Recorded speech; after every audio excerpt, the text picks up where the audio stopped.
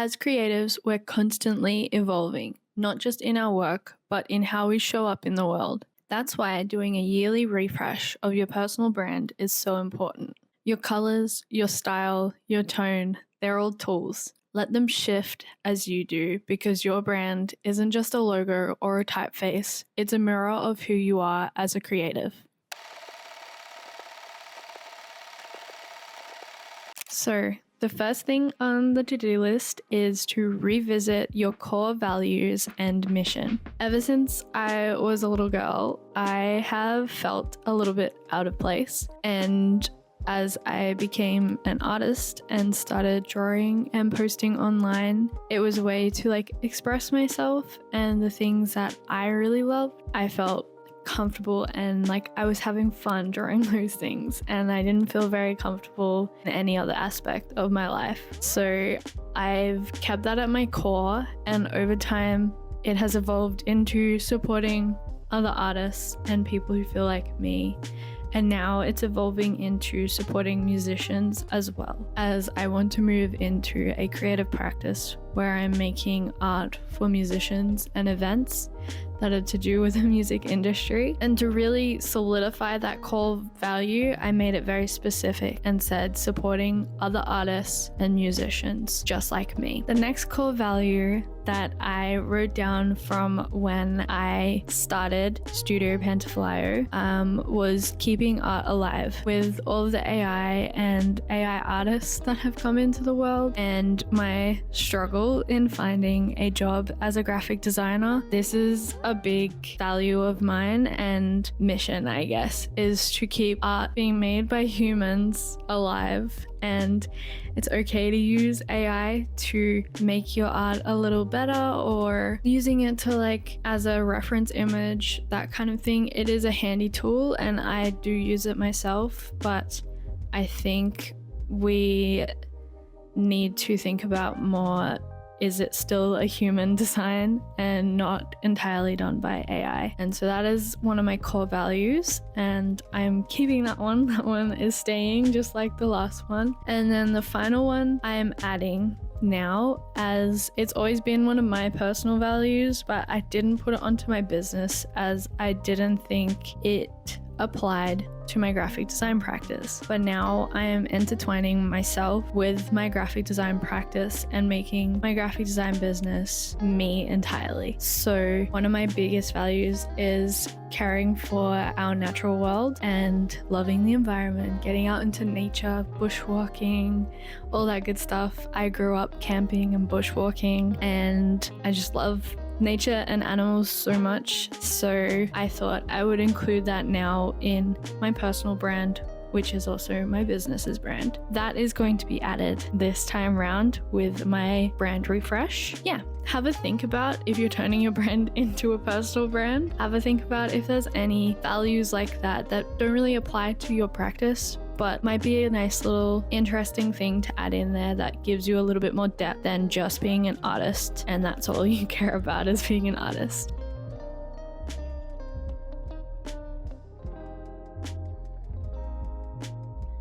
Now we're up to step 2, which is the fun part. We get to audit our visual identity. So this looks like going back on your logo, your color palette, your typography, all the fun stuff that you love doing as a creative, and just checking it still aligns with your core values and stylistically where you are as a person, I guess, if it's your personal brand. I know I've had a little bit of a change. My hair is different now, and I'm trying to evolve my own style a bit, so I want my brand to reflect that.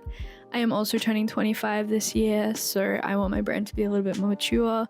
I don't need bubbly girly colors. I can use more mature palettes. I could use them before, but I just felt like I wanted to play into my youngness so much and come across as a new designer. But now I want a more mature design palette as I am pursuing bigger things. All right, I've got my branding document open. I never actually clean this like I would for a client. Normally I would condense it all down and just use the final logos in it, but This is my like experimenting document and I never simplified it for some reason. Anyway, we're gonna do that now, so it's a lot easier for me to use. I think I might have another one. Yes, I did simplify it. Look at that. I was smart in the end. Okay, well, this is my document. I will probably get rid of that document now. I'm also going to create myself a library like I have for my shop. So then that's easy to apply across all my Adobe products. So whether I'm in Photoshop, After Effects, or Premiere Pro, I can still access my logo easily without having to use PNG images like I have been. As for making sure my logo still aligns with me, I definitely still love this logo. It is the style that I love and I usually design in that kind of style, so it really works well for me. The one thing I have changed is that I'm gonna get rid of these colors here, just because I find that I've used the green and the red far more in recent times than I was using the purple, blue, and yellow. I think this is my brand maturing. That's what I'm going to call it, and not just my indecisiveness. But yeah, the green aligns with me because of the whole nature and environment thing, and I just really like the color red. I think green is my favorite color, but I really like red. And yes, I know green and red is very Christmassy, but I'm using the greens more when it comes to taking pictures of nature, which was another move I made that has been very smart on my part. I take photos of trees and nature 24/7. When I go on camping trips, I treat it like I am working for Nat Geo. So moving towards using all of this photography I have of trees and nature as my branding images was such a smart idea. So the green comes into play with the green nature, and then I have red overlay, so it doesn't end up looking super Christmassy. So I can get away with it. Now I'm gonna add these colors to here. I have to add the typefaces, which I never actually had. Typeface 1 is going to be Work Sans, as I've really vibed with it now. I thought it was really boring before, but now it just works with a lot of things.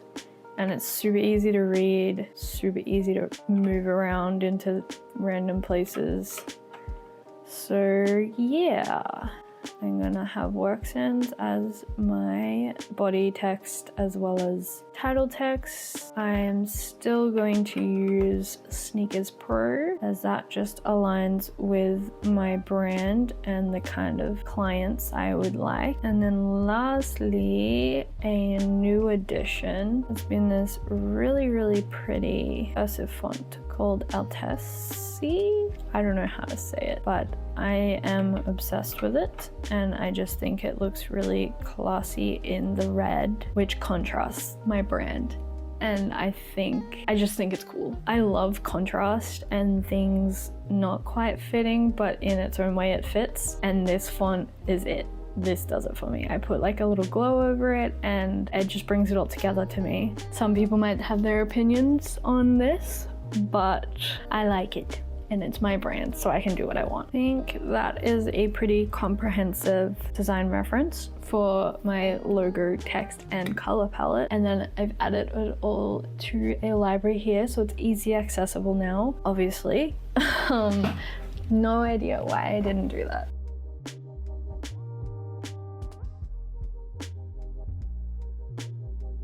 Alright, step number 3 is to clean up your online presence.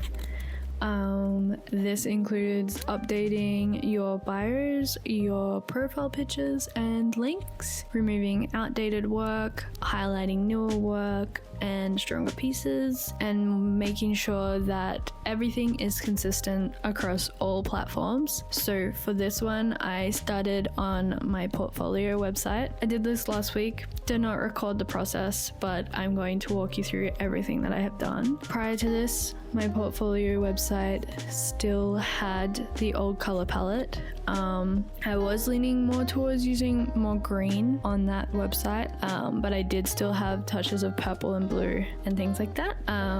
So yeah, I've updated it.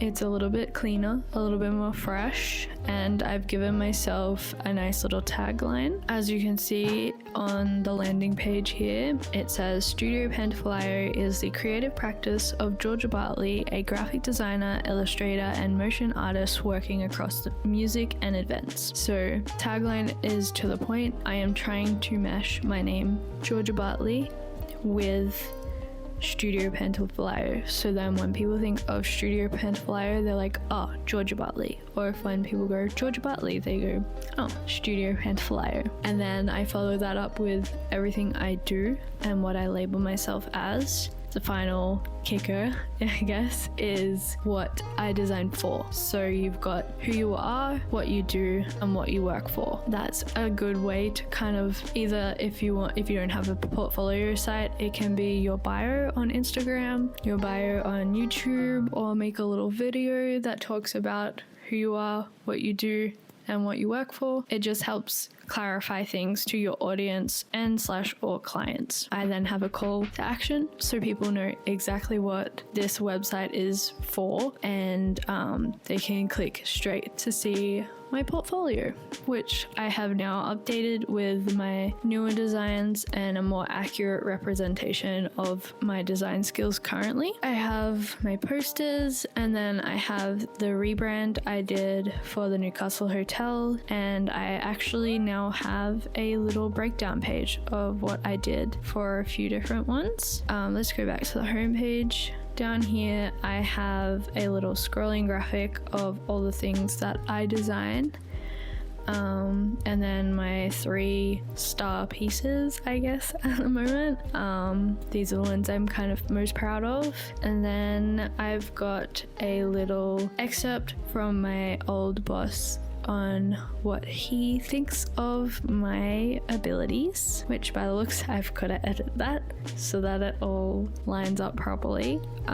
This I wouldn't have known if I hadn't have done my portfolio refresh. And then to cap it off, I've got my old tagline, and then an about / contact section, which I've left pretty much the same as last time I made this video when I set up this page, just because it still aligns very much so with me. But now you can see there is a lot more nature images in the rest of my account. That was that, and then I also have my link tree to look at. Just making sure everything connects up properly. That's the website. That is my Pinterest. Ooh, my Pinterest does need a new profile picture, so I will have to update that one. And then my Instagram, that is wrong, so I'll have to update that link to Instagram. And then YouTube is right. I'll have to update my banner. So now I've got myself a little mini to-do list for what to do. I also will have a look at all of my bios and make sure that that is correct. So yeah, see you in a bit. Just checking in. Sorry about the glare. The sun has just come out, and yeah, it's making it not very nice in my office. But I thought I would show you the handiness of having libraries set up.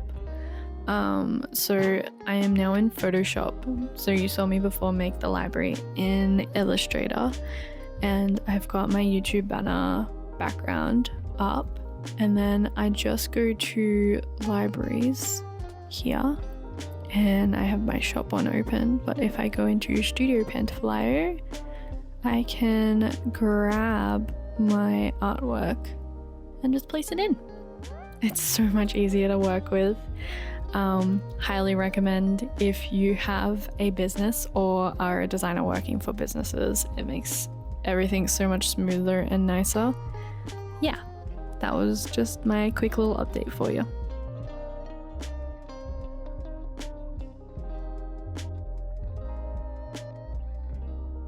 Alright, the next tip is to review your tone of voice. So this is pretty easy for me with my personal brand, as I am using my own way of speaking as my tone of voice. So it doesn't put any pressure on me, because I'm still trying to learn how to speak in front of a camera and to people through my Instagram.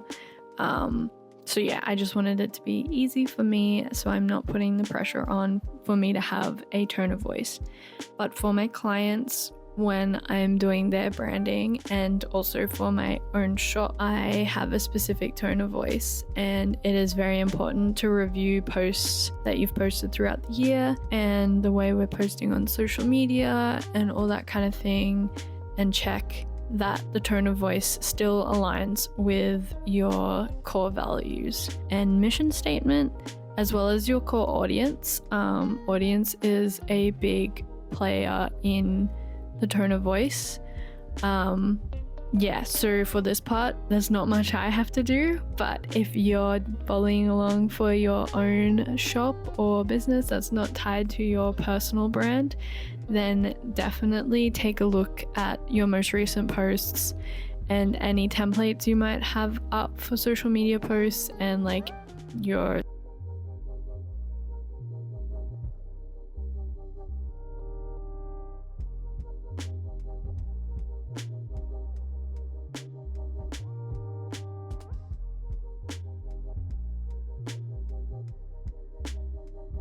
Alright, so this is like my third time recording this because my mic went flat twice now, but I've left it to charge for long enough, hopefully. So this one is refresh and set new goals. I already wrote them out with you once before, so I'm just going to read through them off this, but this step is really important for me this time around, because I have unfortunately been laid off from my job as a graphic designer and social media manager for the Newcastle Hotel. This is just due to it changing hands with the new management having their social media manager and a graphic designer. They didn't need me and there wasn't space for me on the team. So I've been let go. But that's okay. I'm looking at it positively. It gives me a chance to focus more on this and my own goals for my own personal business. And yeah, I'm just taking it in stride. It is upsetting, but it gives me more time for myself. So to get into the goals for 2025, until my next reset, which will be a year from now. So I call them 2025 goals. I want to get better in front of the camera. So I definitely have since I first started. I was rewatching my branding video and then my first video I made on YouTube before I started making this video. So I knew what I kind of wanted to talk about and I could see what's changed between now and back then.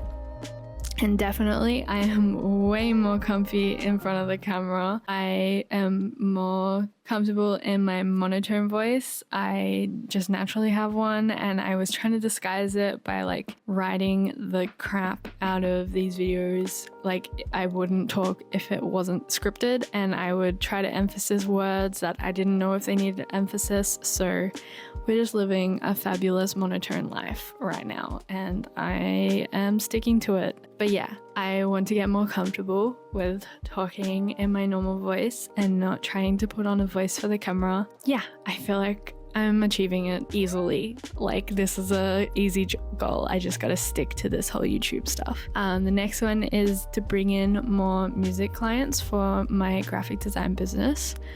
As I have more free time now, I can do some more personal projects, and if I really do those to do with music and design, then I am more likely to bring in the clientele that I would like. So my plan is to go through my long list of artists that I would love to design for and just make stuff for fun for them and post it and just see if it gets any sort of traction.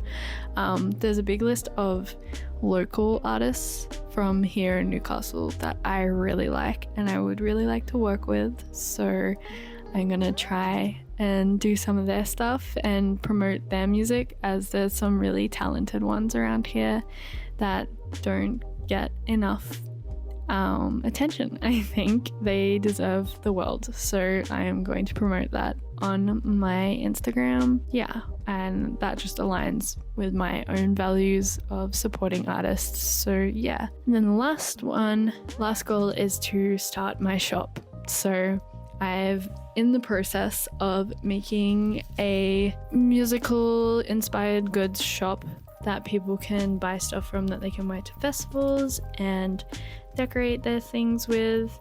It's just like quirky little, this is a sunglass chain I made, trinkets that you can wear to festivals and things. Yeah, it's going pretty good. I love all my designs so far. I would like to put more money into it, but I can't until I know it's going to make money, and it does make money because I have lost a job, so I don't have as much money now. But yeah, if you want to follow my cheapo journey and struggle along with me, you may learn some things, but it's more set in a way to come along with me in this journey of not knowing what the hell you're doing setting up a shop. Yeah, I have a whole series that I'm working on YouTube here. I would implore you to check that out. But yeah, my plan is to start it in, like, have it set up in August. I'm ready to take orders. Huge goal, but I think I'm on the right track. I have pretty much all my prototypes done, and now I just got to start making stock and advertising on social media, which is fun. That's the best part. So yeah, follow along for that. That's my 3 main goals. I only stick to 3 every time because it's difficult to do more, and I don't want to. I always have one really easy one because I don't want to disappoint myself. Yeah.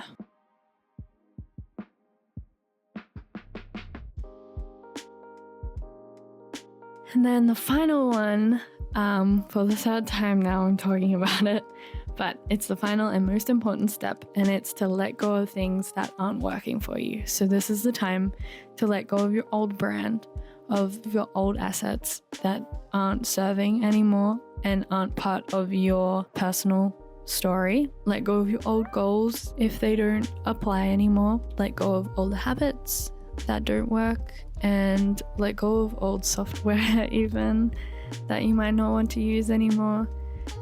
It's just essentially a big cleanse of your creative practice and business.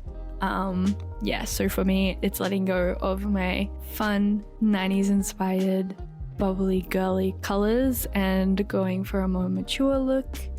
As I'm getting older, I want to be taken seriously now that I'm on my own and I don't have a big role representing me and my abilities. I need to represent myself and be here for myself. So I want to have a more mature vibe about my brand, but still keeping it fun and playful, because I can't do professional for the life of me.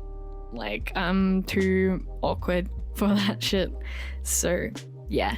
And then the other thing I'm getting rid of is TikTok. For my I still have TikTok. I can't not doom scroll overnight time, but I'm getting rid of my branded TikTok because I cannot stand the amount of people on there advertising this is gonna get you all the followers you want, and we will buy all your business stock and that crap. It's horrible. I originally had my TikTok set up as my art account, and then I changed it to my business account because I thought easy way to get my business out there. But I had so many people on that first video I posted. There was 20 comments, and I had over 30 DMs from people saying, buy my course, or we'll buy your stock, when are you selling this stuff?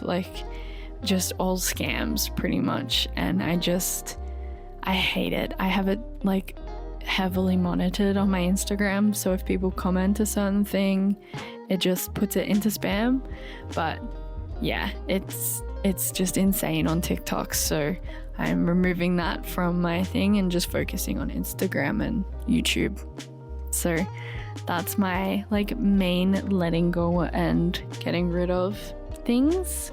I encourage you to do the same. Also go through all of your asset folders and past client work. I've moved my Nui stuff to my archival SSD instead of having it on my work SSD. So I can still access it in the future if I need to, but it's not taking up space where my new clients will go. So that's it for the checklist. You don't have to do this perfectly. You can do it slowly over time. I just recommend doing it at least once a year. And the goal is to evolve with intention and make sure everything kind of streamlines into the new brand if it's a complete change up, or it complements the old brand, just so you don't appear like a brand new person on the internet. And keeping your like core and mission statements the same is usually like the best you can do. But yeah, it's a handy little thing to do every year. I did do it for the Newcastle Hotel, and I do it for my shop once we do reach a year. It's generally a good practice to have. But yeah, thank you for watching. If you're interested in the journey or a fellow creative who is struggling like me, leave your Instagram in the comments below and I will give you a follow. I want some more inspiring people to follow and make me feel not so alone on the creative journey. But yeah, have a nice day.